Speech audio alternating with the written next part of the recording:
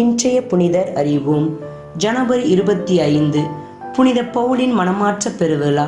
பவுலான சவுல் புற இனத்தாரின் திருத்தூதர், திருத்தூதர்களில் கடையவர், முதல் இறையலார், 5ஆம் நற்செய்தியாளர், திருச்சபையின் தூண். இவ்வாறு பல சிறப்பு பெயர்களால் அழைக்கப்படுபவர்தான் பவுல். இவர் சிசிலியா என்ற ரோமை மாநிலத்தின் தலைநகரான தர்சு நகரில் கிரேக்க பண்பாடும் கிரேக்க மெய்யியலும் சிறந்து விளங்கிய பென்யமின் குலத்தை சேர்ந்த யூத குடும்பத்தில் பிறந்தவர். இவரது தந்தை ஒரு ரோமை குடிமகனாவார். இவரது குடும்பம் மிகவும் செல்வமும் செல்வாக்கும் மிகுந்த குடும்பம்.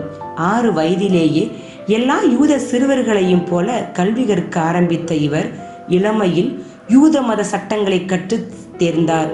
கிரேக்க மொழியில் முத்திரை பதித்தார். எருசலேம் சென்று புகழ்பெற்ற கமாலியல் எனும் யூத ராபியிடம் கல்வி பயின்றார். யூத சமய கோட்பாடுகளை கில்லேல் என்பவரது விளக்கங்களை தழுவி கடைபிடிக்கும் பரிசேய சமய பிரிவின் உறுப்பினராக இருந்தார். இதனால் இவர் கிறிஸ்துவையும் அவருடைய சீடர்களையும் ஏற்றுக்கொள்ள மறுத்தார். ஏனெனில் யூதர்கள் ஒரே கடவுளில் நம்பிக்கை கொண்டவர்கள். இயேசுவை பின்பற்றியவர்களோ இயேசுவையே கடவுள் என்றார்கள். வரவிருக்கிற மெஸ்ஸியா அரசியல் விடுதலை தருவார் என்று யூதர்கள் நினைத்திருந்தார்கள். கிறிஸ்துவை சேர்ந்தவர்களோ சிலுவையில் கொலையுண்ட இயேசுவை மெசியா என்றார்கள். தொங்கவிடப்பட்டவன் கடவுளால் சபிக்கப்பட்டவன் என்பது யூத நம்பிக்கை. அந்த நம்பிக்கைக்கு எதிராக இயேசுவை சேர்ந்தவர்கள் இயேசு உயிர்த்து விட்டார் என்றார்கள். யூதர்கள் சட்டங்களை கண்டிப்போடு கடைபிடித்து வந்தார்கள். ஆனால் இயேசுவின் சீடர்களும் இயேசுவும் சட்டங்கள் அனைத்தையும் மீறிய சக்தியாக செயல்பட்டார்கள். இதனை கண்ட சவுல் கோப வெறியுடன் அலைந்தார். கண்ணில் பட்ட கிறிஸ்தவர்களை எல்லாம் கொன்றழித்தார். இரத்த வாடையில் அனைத்தையும் மறந்தார். கிறிஸ்தவம் பரவ தொடங்கிய காலத்தில் பல கிறிஸ்தவர்கள் தமது நம்பிக்கைக்கு காரணமாக கொலை செய்யப்பட்டனர். சவுல் கிறிஸ்தவர்களை அழிக்க ஆட்சியாளரிடம் அதற்கான அனுமதி கடிதங்களை பெற்று வந்து கிறிஸ்தவர்களை துன்புறுத்தினார். கிறிஸ்தவர்கள் இவரது பெயரை கேட்டாலே அஞ்சினார்கள். இவ்வாறு செய்து கொண்டிருக்கும் போது தமஸ்குவில் கிறிஸ்தவர் இருப்பதாக கேள்விப்பட்டார். அங்கிருக்கும் கிறிஸ்தவர்களை கைது செய்து எருசலேம் நகருக்கு அழைத்து வர தமஸ்குவிற்கு புறப்பட்டார் சவுல். தமஸ்கு நகரை நெருங்கிய போது திடீரென வானத்தில் இருந்து ஒரு ஒளி அவரை சுற்றி பிரகாசித்தது. சவுல் தரையிலே விழுந்தார்.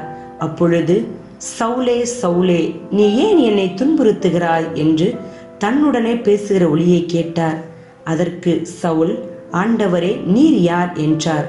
அதற்கு இயேசு, நீ துன்புறுத்தப்படுகிற இயேசு நானே என்றார். சவுல் நடுங்கி திகைத்து, ஆண்டவரே, நான் என்ன செய்ய வேண்டும் என்றார். அதற்கு இயேசு, நீ எழுந்து நகருக்குள் போ, நீ செய்ய வேண்டியது அங்கே உனக்கு சொல்லப்படும் என்றார். அவரோடு பயணம் செய்த மனிதர்கள் சத்தத்தை கேட்டும் ஒருவரையும் காணாமல் பிரமித்து நின்றார்கள்.